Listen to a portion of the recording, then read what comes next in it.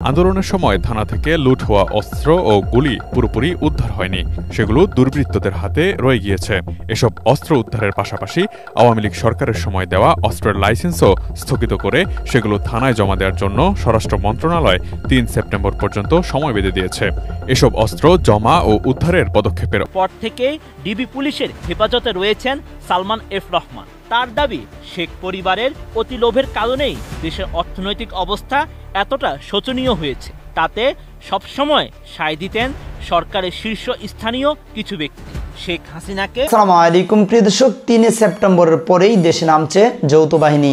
এই যৌথ বাহিনী কি কাজ করবে এবং আওয়ামী লীগের ক্যাডার বাহিনীর হাতে আমরা দেখেছিলাম আগ্নেয়াস্ত্র, সেই অস্ত্রগুলো কোথায় রয়েছে, এখন পুলিশে সেগুলো জমা নেবে কিনা।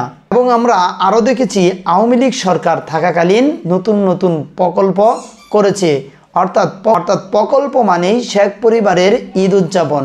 কেন তারা ঈদ উদযাপন করত নতুন প্রকল্পে প্রেষক, এ নিয়ে আমরা দুটি গুরুত্বপূর্ণ ভিডিও দেখব, তারপরে থাকছে গুরুত্বপূর্ণ আলোচনা। বাংলাদেশের পরিবর্তিত পরিস্থিতিতে সবচেয়ে বেশি অবনমন হয়েছে আইনশৃঙ্খলা রক্ষা ব্যবস্থা। পুলিশ বাহিনীর আতঙ্ক ও মনোবল ভেঙে যাওয়ায় দেশের থানায় তার স্বাভাবিক কার্যক্রমে ফিরতে পারেনি 1 মাসের পরে। থানা লুট হওয়ার পর পুলিশের অস্ত্র চলে গিয়েছে দুর্বৃত্তের হাতে, যা আরও ঝুঁকি তৈরি করেছে। এমন অবস্থায় ৩ সেপ্টেম্বরের পর থেকে দেশব্যাপী যৌথ বাহিনীর অভিযান শুরু হবে বলে জানা গেছে। আরও জানাচ্ছেন ইমতিয়াজ। ছাত্র জনতার অভ্যুত্থানের পর আইন শৃঙ্খলা পরিস্থিতি নিয়ন্ত্রণে আনতে সরকার নানাভাবে চেষ্টা চালাচ্ছে। আন্দোলনের সময় থানা থেকে লুট হওয়া অস্ত্র ও গুলি পুরোপুরি উদ্ধার হয়নি, সেগুলো দুর্বৃত্তদের হাতে রয়ে গিয়েছে। এসব অস্ত্র উদ্ধারের পাশাপাশি আওয়ামী লীগ সরকারের সময় দেওয়া অস্ত্রের লাইসেন্সও স্থগিত করে সেগুলো থানায় জমা দেওয়ার জন্য স্বরাষ্ট্র মন্ত্রণালয় ৩ সেপ্টেম্বর পর্যন্ত সময় বেঁধে দিয়েছে। এসব অস্ত্র জমা ও উদ্ধারের পদক্ষেপের অংশ হিসেবে আগামী ৪ কিংবা ৫ সেপ্টেম্বর থেকে যৌথ বাহিনী বিশেষ অভিযান চালাবে বলে পুলিশের একটি সূত্র নিশ্চিত করেছে।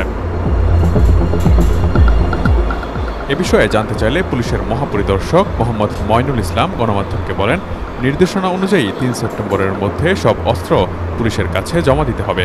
এরপর কারো কাছে কোনো অস্ত্র থাকলে সেটি অবৈধ বলে গণ্য করা হবে। নির্দিষ্ট সময়ের পর দ্রুততম সময়ের মধ্যে আমরা সব ধরনের অবৈধ অস্ত্র উদ্ধারে অভিযান শুরু করব।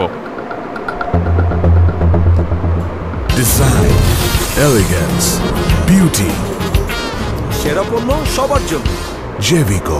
অভিযানে সশস্ত্র বাহিনীর সহযোগিতা নেওয়া হবে কিনা জানতে চাইলে তিনি বলেন, তারা যেহেতু বেসামরিক প্রশাসনকে সহযোগিতা করার জন্য মাঠে আছে, প্রযোজ্য ক্ষেত্রে অভিযানে তাদেরও সহযোগিতা নেওয়া হবে। থানা ও ফাঁড়ি থেকে লুট হওয়া অস্ত্র উদ্ধার করা হবে। তাছাড়া দাগী অপরাধী ও ছাত্র জনতার হত্যাকারীদেরকেও আইনের আওতায় আনা হবে।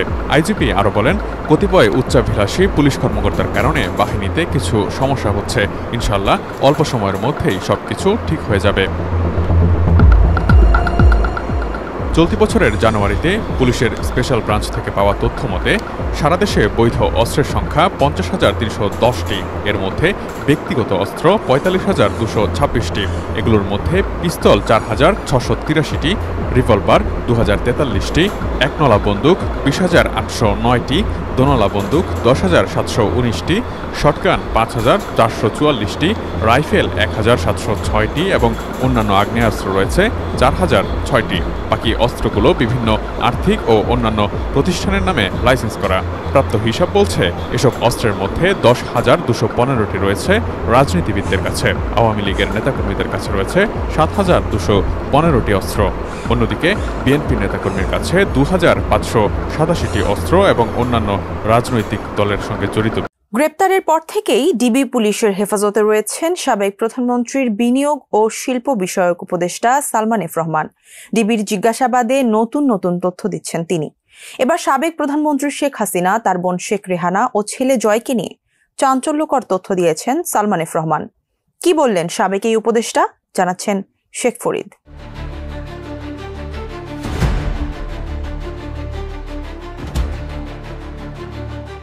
নতুন প্রকল্প মানেই বড় অঙ্কের কমিশন, আর এজন্যই নতুন নতুন প্রকল্প বের করার তাগাদা দিতেন শেখ পরিবারের সদস্যরা। এর সবকিছুই জানতেন সাবেক প্রধানমন্ত্রী শেখ হাসিনা। তবে আওয়ামী লীগের এই সভানেত্রী কখনো তাতে না করেননি। রিমান্ডে এমন চাঞ্চল্যকর তথ্যই দিয়েছেন সাবেক প্রধানমন্ত্রীর উপদেষ্টা সালমান এফ রহমান। এছাড়া উঠে এসেছে শেখ হাসিনার শাসন আমলে এস আলম প্রায় 1.5 লাখ কোটি টাকার পাচারের তথ্য, আর পাচারের অর্ধেক টাকাই নিয়েছেন শেখ রেহানা ও হাসিনার পুত্র সজীব ওয়াজেদ জয়। এসব অনিয়ম হয় বাংলাদেশ ব্যাংকের তৎকালীন গভর্নর আব্দুর রউফ তালুকদারের সরাসরি তত্ত্বাবধানে। তবে এসব বিষয়ে কেউ কথা বলার সাহস পাননি। কেবল অর্থ পাচার নয়, দেশের ইস্টার্ন রিফাইনারি চিনিকল হাতিয়ে নিলেও এস আলমের বিষয়ে সবাই নীরব ছিলেন বলে জানিয়েছেন সালমান।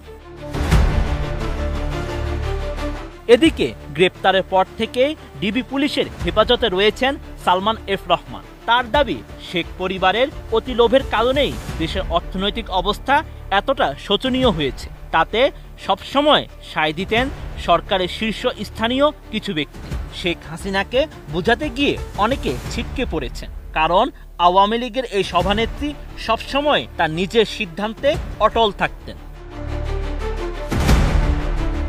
শতভাগ মসৃণ ব্রাশ ইম্পেলার নিশ্চিত করে অধিক পানির flow. RFL water pump on করলে পানির তুফান। তদন্ত সূত্রে জানা যায়, রাষ্ট্রায়ত্ত জনতা ব্যাংককে লুটপাটের জন্য বেছে নিয়েছেন সালমান এফ রহমান। তাই নিজের পছন্দের মতো চেয়ারম্যান এবং এমডি নিয়োগ দিতেন। পছন্দ না হলে নিয়োগপ্রাপ্ত ব্যক্তিকে ব্যাংকে যোগদান করতে দিতেন না। কেউ যোগদান করে ফেললেও অনিয়ম, দুর্নীতির অভিযোগ দিয়ে পদত্যাগে বাধ্য করতেন। তেমনি একজন বাণিজ্য মন্ত্রণালয়ের সাবেক সচিব হেদায়েতুল্লাহ আল মামুন। জনতা ব্যাংকের চেয়ারম্যান হিসেবে তাকে নিয়োগ করা হলেও সালমানের পছন্দ না হওয়ায় তিনি যোগদান করতে পারেননি।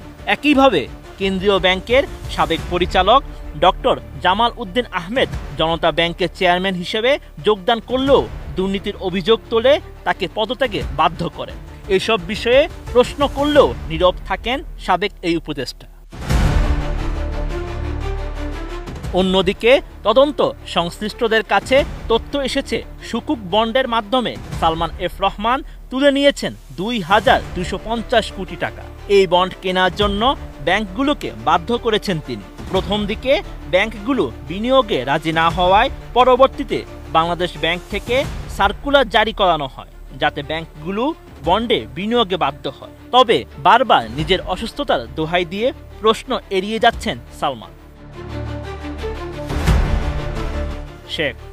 প্রিয় দর্শক, আপনারা শুনছিলেন যে আওয়ামী লীগের ক্যাডার বাহিনী পুলিশের সাথে মিশে তারা কিন্তু ছাত্রদের বুকে গুলি চালিয়েছিলেন। সেই বন্দুকগুলো এখন কোথায় রয়েছে বা সেই আগ্নেয়াস্ত্রগুলো কোথায় রয়েছে, এর কিন্তু তার তল্লাশির জন্যই কিন্তু একটি 3 সেপ্টেম্বরের পরে যৌথ বাহিনী মোতায়েন করা হবে।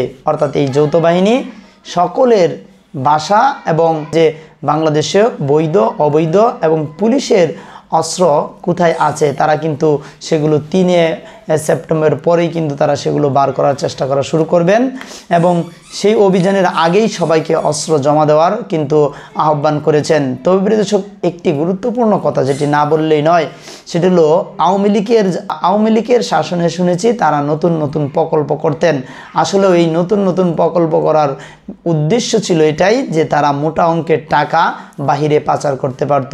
যদি একটি প্রকল্পতে খরচ হয়েছে 10 লাখ টাকা, তাহলে তারা 100 কোটি টাকা পাচার করতে পেরেছে। অর্থাৎ এই যে জনগণকে অন্ধবিশ্বাস বানিয়ে তারা প্রকল্প করেছে, রাস্তা করেছে, ঘাট করেছে, ফ্লাইওভার করেছে, স্বপ্নের পদ্মা সেতু করেছে, এই স্বপ্নের পদ্মা সেতু দিয়ে কত হাজার হাজার কোটি টাকা যে বিদেশ পাচার করেছে সজীব ওয়াজেদ জয় এবং রেহানা, এটা বলার বাহিরে। আর শেখ হাসিনা তো আছেই। তো প্রিয় দর্শক, আমরা যারা শেখ হাসিনার উন্নয়নের কথা চিন্তা করি, আসলে তিনি উন্নয়ন করে না, বরং নিজের উন্নয়ন করতে করতেই তার জীবন চলে গেছে। এজন্যই কিন্তু প্রিয় দর্শক দেশের এই অবস্থা।